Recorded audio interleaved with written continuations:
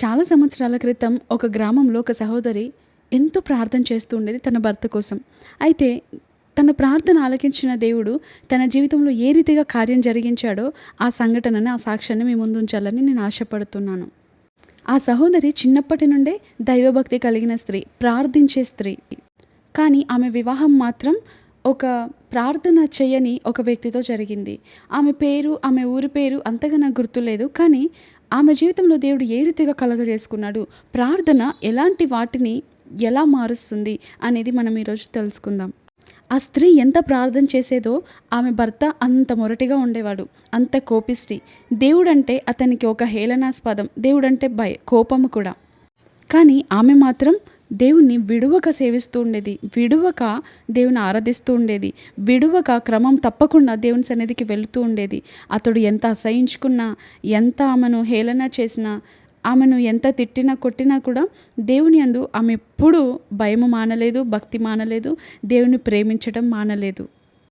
ఆమె దేవుని అధికంగా ప్రేమించే స్త్రీ కాబట్టి తన భర్త ఎంత చేసినా కూడా సహించుకోగలిగింది. దేవుని ప్రేమించే స్త్రీ భర్తను కూడా ప్రేమిస్తుంది. దేవుని ప్రేమించే స్త్రీ బిడ్డలను కూడా అమితంగా ప్రేమిస్తుంది. దేవుని ప్రేమించే స్త్రీ శత్రువులను కూడా ప్రేమించగలుగుతుంది. అయితే ఒకరోజు తన జీవితంలో ఏం జరిగింది అంటే, తన భర్త ఆమెను భయంకరంగా దూషిస్తూ, ఆమెను కొడుతూ, ఆమె చేతి ఉంగరాన్ని లాగేసి పక్కనే ఉన్నటువంటి చెరువులో పడేస్తాడు. మనం ఇక్కడ తెలంగాణలో అయితే తక్కువ, కానీ ఆంధ్రాలో ఎటు చూసినా రొయ్యల చెరువులు, చేపల చెరువులు అంటూ ఉంటాయి కదా. అటువంటి చెరువు వారింటి పక్కనే ఉండడంతో తన చేతి ఉంగరాన్ని తీసి బయటికి విసిరేస్తాడు. నీ దేవుడు గొప్పవాడైతే చెరువులో పడ్డ ఉంగరాన్ని తెచ్చివ్వమని ప్రార్థన చేయి, అప్పుడు నేను గొప్పవాడని నమ్ముతా, నేను దేవుని తెలుసుకుంటా అని హేళనగా మాట్లాడి అక్కడి నుండి వెళ్ళిపోతాడు. ఆ స్త్రీ భయపడలేదు, బాధపడలేదు. దేవుడు సమస్తం సమకూర్చి మేలు కలుగుటకే జరిగిస్తాడని ఆయనందు విశ్వాసం ఉంచింది, నమ్మకం ఉంచింది. అయితే ఆ లోతైన చెరువులో నుండి ఆ ఉంగరాన్ని ఆమె బయటకు తీసుకురాలేదు. దాన్ని వెతుకుట అసాధ్యం కాబట్టి దేవునికే వదిలేసి దేవుని సన్నిధిలో ప్రార్థన చేసి ఊరుకుంది. అయితే ఆ రోజు తన అత్తగారు ఊరు నుండి వస్తారని తెలిసి ఆమె కోసం ఏదైనా వంటని ప్రిపేర్ చేద్దాం, మంచిగా చేసి పెడదాం అని అనుకుంది. అనుకుంటూ ఉంటుండగానే, ఆలోచనలో ఉంటూ ఉండగానే వెంటనే వీధుల్లో చేపలు అని ఒక బుట్టని తన తలపైన పెట్టుకొని ఒక వ్యక్తి అమ్ముతూ ఉన్నాడు. ఆ వీధిలో అమ్ముతున్న ఆ మాట వినగానే ఆమె వెంటనే బయటికి వెళ్ళి చేపల బుట్టని కిందికి దింపమని అందులో ఉన్న చేపలను చూస్తుంది. చూస్తే ఒక్కటే చేప ఉంటుంది. అరే, ఒక్కటే చేప ఉందా అని బాధపడుతుంది. అయితే అమ్మా, ఈ చేప మీకోసమే మిగిలి ఉందేమో, అన్ని చేపలన్నీ అమ్ముడుపోయాయి, ఈ చేప మీకోసమే ఉందేమో, ఈ ఒక్కటే ఉందమ్మా, కొనండమ్మా అని చేపలు అమ్మే వ్యక్తి అడుగుతూ ఉండడంతో సరే అని కొనేసి దాన్ని కట్ చేయడం స్టార్ట్ చేస్తుంది.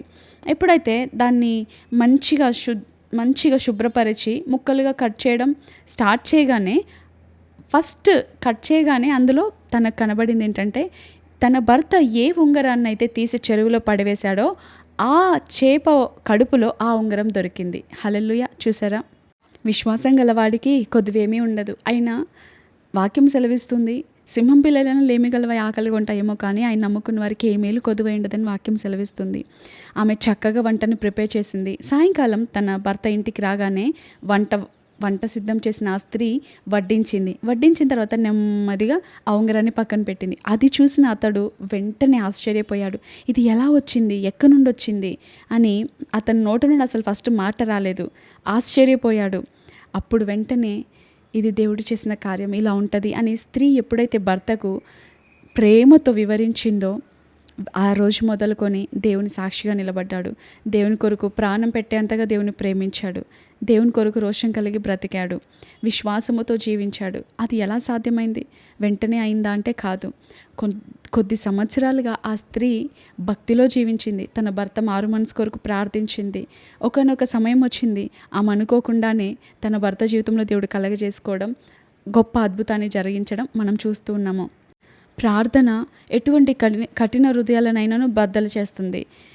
ప్రార్థన ఎటువంటి కార్యాలనైనాను సాధించగలుగుతుంది. మనం మన కాళ్ళతో నడిచి వెళ్ళలేని ప్రదేశాలకు మన ప్రార్థన వెళ్ళి కార్యం జరిగించి వస్తుంది. అందుకే క్రైస్తవునికి ప్రార్థన ఊపిరి లాంటిది. ఈ రోజుల్లో మనమైతే ఏదైనా దేవుని కొరకు చేయమంటే చేస్తాం. కానుకలు ఇవ్వమంటే ఇస్తాం. దాన ధర్మాలు చేయమంటే చేస్తాం. మోకాళ్ళ మీద ఎక్కడి నుండి అక్కడికి నడవమంటే నడుస్తాం. ఏదైనా దేవుని కొరకు చేస్తాం. ఊడవడం ఏంటి, పనులు చేయడం ఏంటి, భారాలు ఎత్తుకోవడం ఏంటి, ఏదైనా చేస్తాము, కానీ ప్రార్థన మాత్రం చేయడానికి ఇష్టపడం. అయితే ఎంత చేసినా, ఎంత సేవ చేసినా దేవునితో సహవాసం లేకపోతే మనం చేయనిదంతా వ్యర్థమే.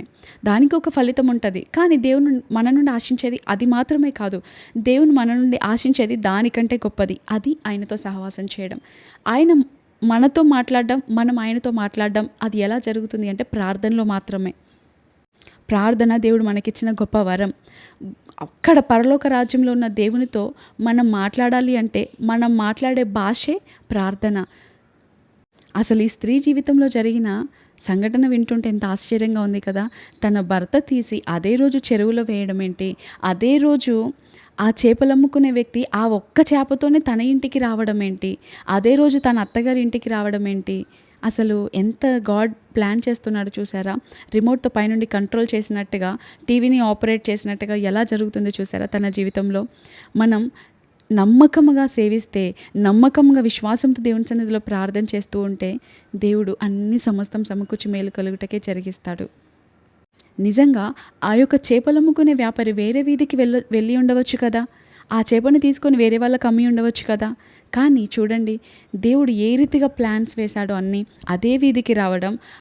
ఆ స్త్రీ అప్పుడే తన అత్తగారి కోసం ఏదైనా మాంసం సిద్ధపరుద్దామని ఆలోచించడం, ఇవన్నీ కూడా గాడ్స్ ప్లాన్.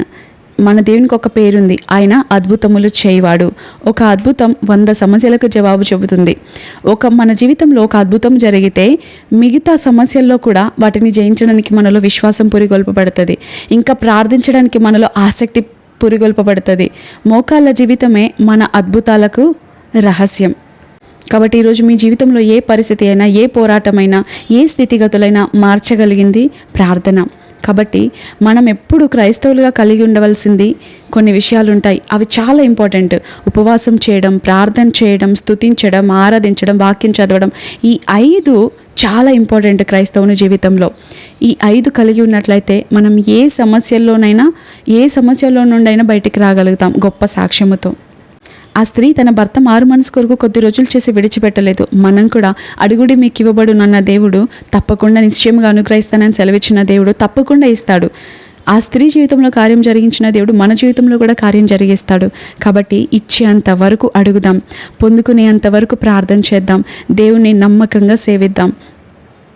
దేవుడు ఏ కార్యం జరిగించట్లేదు కదా, ఏ ఫలితం కనబడట్లేదు కదా అని విడిచిపెట్టకుండా పట్టుదలతో ప్రార్థిద్దాం. దేవుడు తప్పకుండా సహాయం చేస్తారు.